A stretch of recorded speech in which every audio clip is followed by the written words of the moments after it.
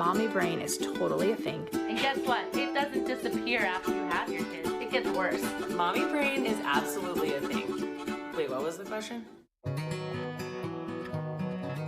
I absolutely have felt like a failure when I was breastfeeding. The second night is awful because your baby's awake and wants to eat and you don't have any milk. I just wanted my body back. I wanted my breasts back.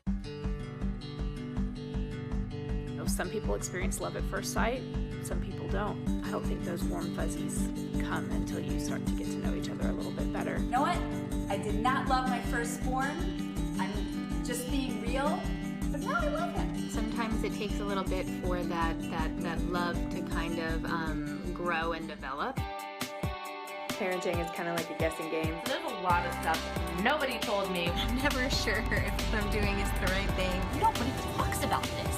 This is hard and sometimes we don't know what we're doing, but ultimately, we're doing a good job. And Dr. Catherine Birndorf and Dr. Alexandra Sachs are both reproductive psychiatrists and the authors of What No One Tells You, A Guide to Your Emotions from Pregnancy to Motherhood. Good morning, ladies. Good morning.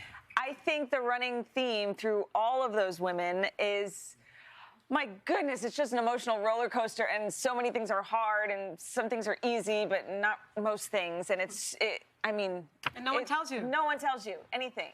There are so many books out there about your body and about how to prepare the baby, but this is really a big deal for your heart and your mind, and it can be good and bad at the same time. It's a human experience. It's both. Let's dig in here and give some free therapy here. Let's talk about some of the things that people are saying that no one tells you about. The first one you have is that there are no right parenting decisions. There's no manual, there's no template. And I think when we close our eyes and we think of our mothers or our grandmothers or our aunts, everything seemed easier, or we never heard them struggle. So then we think, why are we struggling? It seems easier, right? Yes. It looks easier for other people, but really everyone's having the same problems and questions and challenges. We just don't share it, right? It's not until you say, I'm struggling, that you might hear someone else say, hey, me too, right? But even just trying to go through those decisions, C-section or natural, breastfeed or bottle feed, I mean, how do you make those decisions? Here's the good news. There are so few right answers in parenting, and that means most of the time you're not doing anything wrong. Every day is a new opportunity for learning, both about your own self, what you need in your journey, and about how to relate and react and get to know your child, too.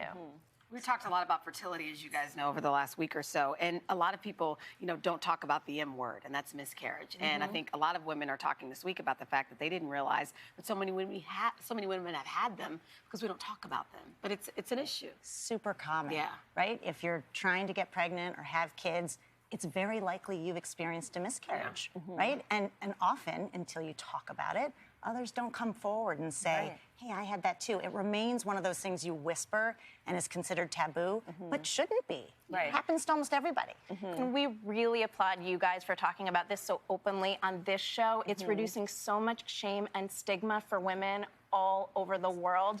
You're not alone. There's nothing wrong with you. This is not your fault. And I've gotten so many comments of people just wanting now to share their story and open up about it. This one was interesting. No one tells you a baby can pull you and your partner apart. Yeah, it's again, one of those things where you think, oh, we're going to have a baby. It's going to bring us together. In some cases, it's going to save our marriage or the partnership, right? You've heard that. It's actually, it can pull you apart. Why is that? Because it's complicated and who's doing what, and it gets kind of tit for tat, and I did, you didn't. It's really hard, and I think if you're not talking about it, it can pull you apart. Communication is very important. And some women have talked about that at times when they had a baby, it felt like a loss. What is that about? And a lot of people have resonated with that too. New beginnings always involve endings. You're saying goodbye to a part in your life, and it's okay to feel sad about that while you're simultaneously happy about this new beginning.